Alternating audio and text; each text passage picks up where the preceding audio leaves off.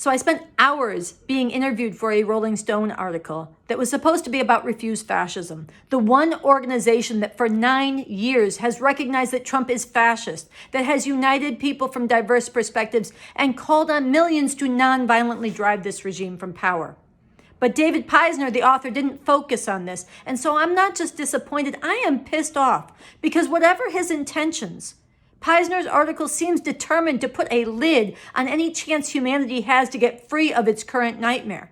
He went out of his way to repeatedly smear a revolutionary leader who not only has refused to give up on revolution over decades, but has put himself to the biggest problems humanity has come up against in trying to get free the world over.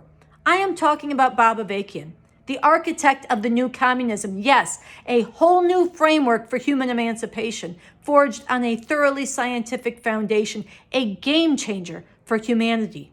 How does Peisner's article smear and try to distance people from this? One way is by trying to drive a huge anti-communist wedge through the middle of the beautiful breadth of unity Refuse Fascism has forged.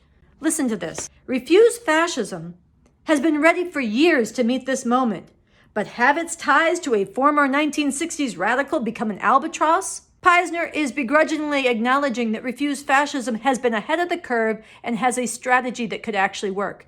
But he suggests that its association with revcoms like myself who follow the revolutionary leader Bob Avakian is what's holding millions back from taking up Refuse Fascism's strategy. Well, if that were true, then where are all the other organizations and millions of people rising up who are not associated with us, demanding the removal of the regime? I don't see them. I see a lot of beautiful, selfless resistance to ICE, which is important and needs to go further. I see other forms of protest, but I do not yet see a movement to oust this regime. And the reason for that is not because communists have been working hard for this and others in Refuse Fascism have been mobilizing for it. It's because the millions of people in this country who hate what's happening don't yet grasp the full danger of fascism and what is required of them to remove it from power. And on a deeper level, the very fact that Refuse Fascism has been ahead of the curve has a lot to do with the involvement of revcoms who take seriously Bob Avakian's work. Bob Avakian has been analyzing the rise of fascism in this country, warning of it for over 30 years, including the Christian fascism, including the deep roots of this fascism in American white supremacy and male supremacy and expansionist plunder all over the world. And Bob Avakian has thoroughly exposed why the Democratic Party will not and cannot lead the fight to defeat this fascism, why it's on us.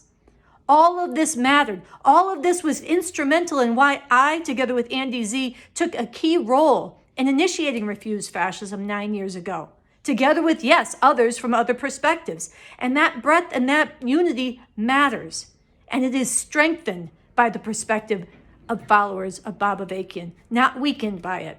In my next video, I'm going to take on Peisner's suggestion that Bob Avakian is some kind of enigmatic cult leader. I'll be back.